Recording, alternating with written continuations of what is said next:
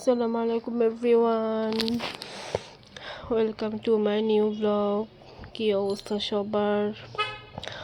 আমি তেমন একটা ভালো না, একটু অসুস্থের পাশাপাশি অনেক বিয়ে অ্যাটেন্ড করতে হচ্ছে।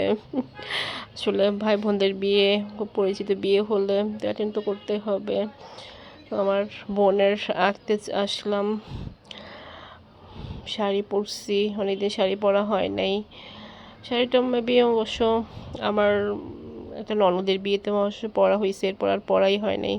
সো শাড়ি পরলাম, নিজে থেকে সাজলাম। তো সেজে আমি তো অবশ্য শাড়ি পরতে পারি না তেমন একটা, তারপরেও শাড়ি পরতে ইচ্ছে হইলো অনেকদিন পরে, তাই শাড়ি পরতেছি। শাড়ি পরে রেডি হয়ে আসলাম ক্লাবে। দেখি ব্রাইড চলে আসছে, ব্রাইড মিন্স আমার বোন। ও শাড়ি পরছে, অবশ্য আমি একটু জানতাম আগে শাড়ি পরবে। যাই হোক, আমি এমনিতে শাড়ি পরতাম, ওর উপরে না। তো আমি আমার ছেলে মেয়ে হাজব্যান্ডকে নিয়ে আসলাম ব্রাইডের সাথে দেখা। ব্রাইডের ফটোশ্যুট চলতেছে, ব্রাইড খুব সুন্দর করে সাজছে পার্লার থেকে। অবশ্য বিয়েতে তো অবশ্যই পার্লার থেকে সাজতে হবে, বাট গ্রাম অঞ্চলে অবশ্য বাসায় সেজে ফেলে। এখন গ্রাম অঞ্চলে অবশ্য পার্লারে সাজে। আর সাজটা খুবই সুন্দর ছিল। এক এক করে গেস্ট আসতেছে, আমার খালাতো বোন, মামাতো বোন, সবাই মিলে আসতেছে। এক বিয়েতেই তো সবার সাথে অবশ্য দেখা হয় আর কি।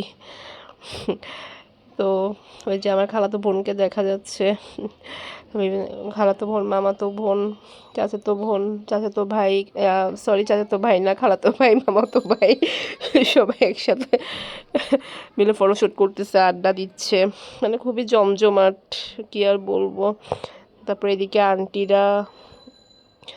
আন্টিরা সবাই একসাথে কথা বলতেছে, ফটোশ্যুট করতেছে।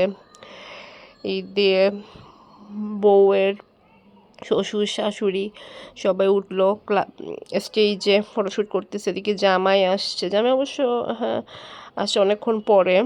জামাই এসে তার বোনদের সাথে স্টেজে উঠবে আর কি। স্টেজে উঠলো, এরপর তার কিছুক্ষণ পরে দেখা গেলো আমার বোন আসলো, তার মা বাবা বোনকে নিয়ে ওরাও একসাথে উঠলো। এবার ব্রাইড অ্যান্ড তার হাজব্যান্ড ফটোশ্যুট চলতেছে। এরপর ওরা কেক কাটলো, একজনকে রিং পরিয়ে দিচ্ছে।